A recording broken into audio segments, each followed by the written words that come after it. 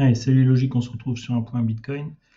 Alors, toujours notre plan actuel, depuis la fameuse cassure du point bas du 21 septembre, eh bien c'est ce plan baissier qu'on vise.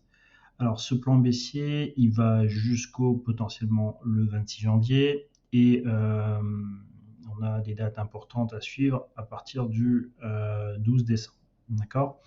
Donc on a nos lignes de force ici, on a vu qu'avec un petit peu tout ce qui s'est passé dernièrement dans la cryptosphère, il y a eu cette accélération ici qui nous fait sortir très fortement des lignes de force. Donc on pourrait rajouter les extensions comme on a dit, ici pour voir un petit peu les cibles plus en profondeur. Mais on se confronte quand même à la ligne bas de range ici qu'on avait déterminée avec la partie centrale autour des 20 550 et la partie haute ici à partir des 24 200. D'accord, donc on a vu que ce bas de range a bien fait une première fois le support. Alors, je rappelle, on l'avait dessiné avant, on la dessine en fonction de la Shinku quand elle rentre dans ses prix. D'accord, c'est un range via l'Ishimoku. C'est pas un range où on attend d'avoir le point de contact pour le dessiner. Non, on l'a dessiné en avance et on voit qu'il a bien fait, le support. Donc ça, c'était assez intéressant. Maintenant, qu'est-ce qu'on doit voir? On doit voir si ici, on continue à faire support pour ralentir le mouvement. Pour voir si on rattrape ces lignes de force. Dans quel cas, si on rattrape ces lignes de force, eh bien, on viendra retravailler la zone des 14 300, 14 700.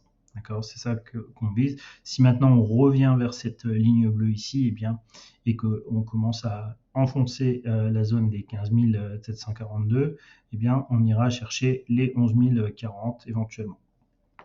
Donc voilà en gros globalement le plan moyen terme, puisque ça nous projette jusqu'à mi-décembre éventuellement. Donc voilà, pour l'instant, en court terme, qu'est-ce qu'il faut voir? Il faut regarder si cette zone de support ici continuera à faire le support ou non.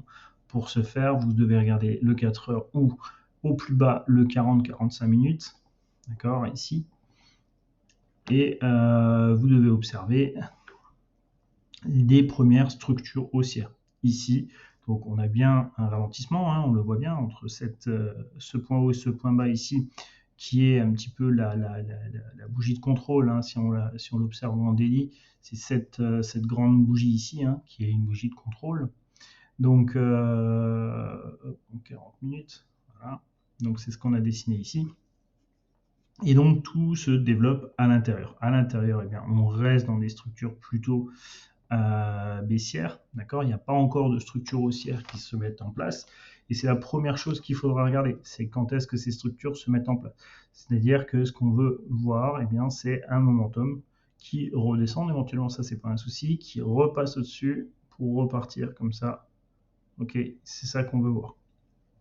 Tant qu'on ne voit pas ça, on ne peut pas penser à la hausse. C'est impossible. Et si on ne voit pas de structure haussière, il n'y a aucune raison qu'ici ça tienne.